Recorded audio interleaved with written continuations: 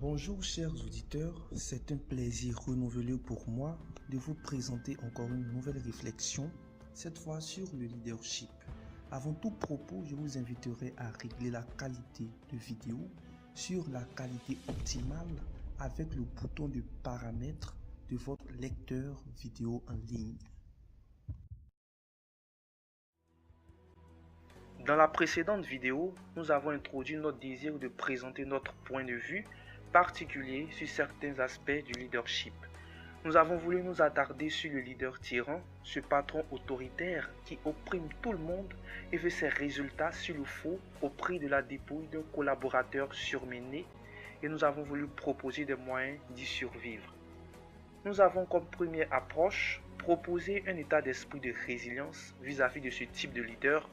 Résilience que nous avons présentée comme une capacité à encaisser les coups en se concentrant sur le bénéfice que l'on peut tirer de ce patron, à savoir la résistance face à toute adversité, quelle que soit son ampleur durant notre carrière.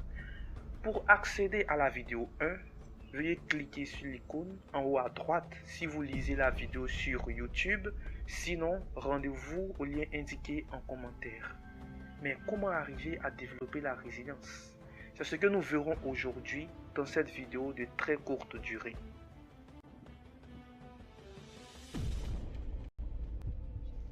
Le combat de la résilience n'est pas aussi simple. Il demande de l'énergie, donc une source très importante d'énergie.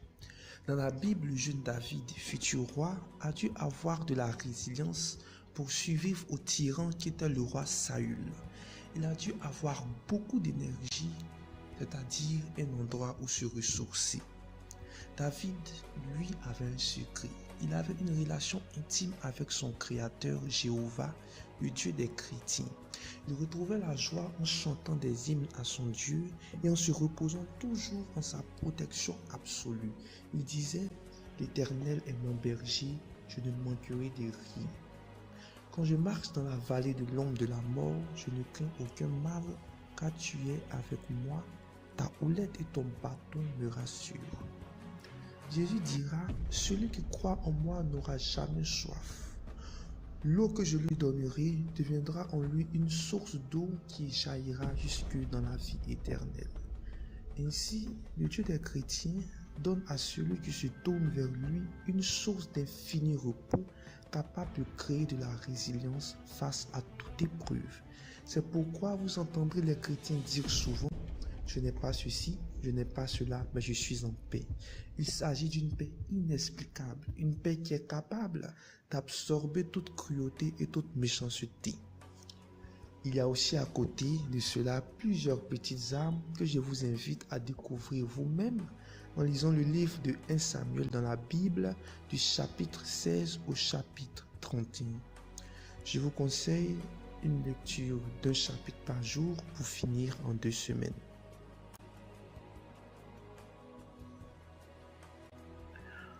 Continuant de lire l'histoire de David, on se rend compte qu'il devint un meilleur leader que le tyran qui l'a précédé.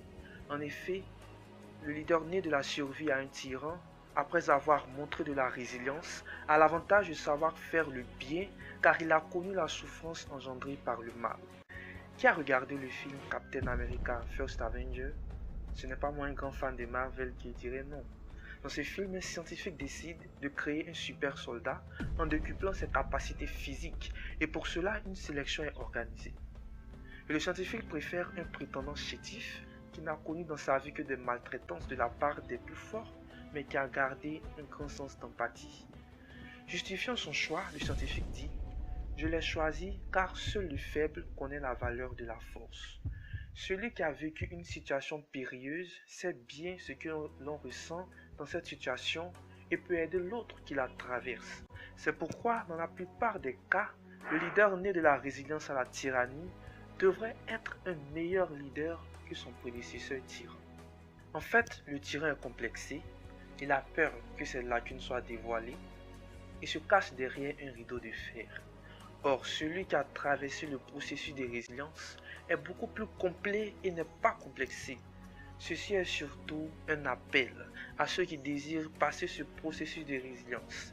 devenez meilleur que celui que vous remplacerez. Rompez la chaîne de tyrannie, car après tout, ce sera votre choix d'adopter le style de leadership à appliquer.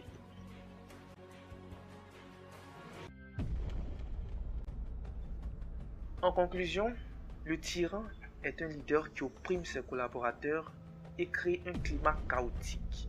Néanmoins, de ce chaos peut naître un leader salvateur. Il peut s'élever des personnes qui survivront au chaos et pour être de ces personnes, il vous faut de la résilience, une forte capacité à absorber la contrainte sans être détruit. Et cela demande de l'énergie que vous pourrez puiser en venant à Jésus qui donne une si grande paix, capable d'absorber toute cruauté et méchanceté. J'espère que ce thème analysé de manière résumée vous aidera dans ce que vous vivez ou vivrez.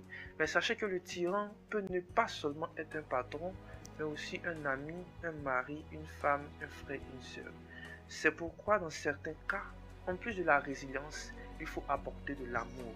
Mais je ne développerai pas cette facette. Nous nous retrouverons la prochaine fois pour parler d'un leadership particulier, celui que j'appelle leadership type créateur de religion.